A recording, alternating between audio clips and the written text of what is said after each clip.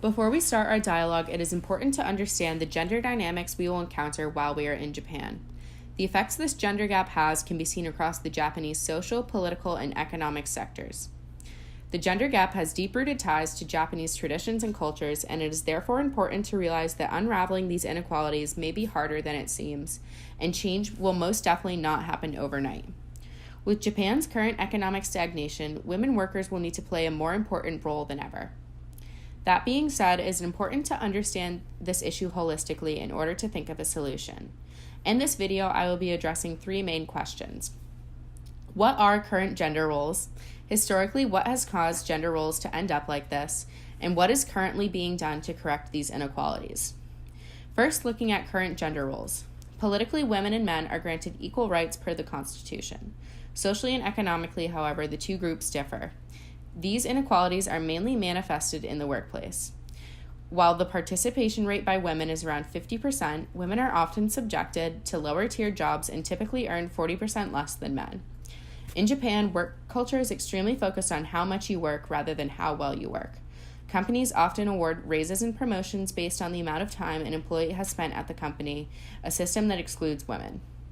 The heavy emphasis on family in Japan has forced many women to choose between having a family or having a career. The role of the housewife is seen as the internal employment, as women are expected to not only take care of their children, but their elders as well. When women have to take off maternal leave or time to care for their children and elders, they are put at a disadvantage when it comes to advancing in the workplace. Most working women will quit their jobs once they have children, leaving a hole in industries like administrative services that are typically filled by women. Historically, there have been systematic measures that have lowered the importance of women in Japanese society. There has always been a heavy emphasis on the patriarchal system, with several concrete policies being implemented during the Meiji era that give men the legal authority as the head of the family, sons and not daughters the ability to inherit property, and made it so only wives could be found guilty of adultery. While these policies are no longer implemented, their underlying sentiments still remain to this day. Today, Prime Minister Shinzo Abe's Womenomics program plans to revamp female participation. This program is designed to encourage and make it easier for women to join the workforce, with initiatives like increasing state-funded child care, extending unpaid maternity leave, changing tax policies, and loosening immigration restrictions to allow foreign nannies and caretakers to come into the country. Abe's own cabinet only includes 4 women, 2 of whom have already resigned. Many have questioned how Abe can support these policies when his own cabinet isn't equal.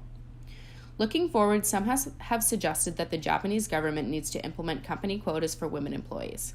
With the current aging crisis in Japan, female participation in the workplace will become increasingly important.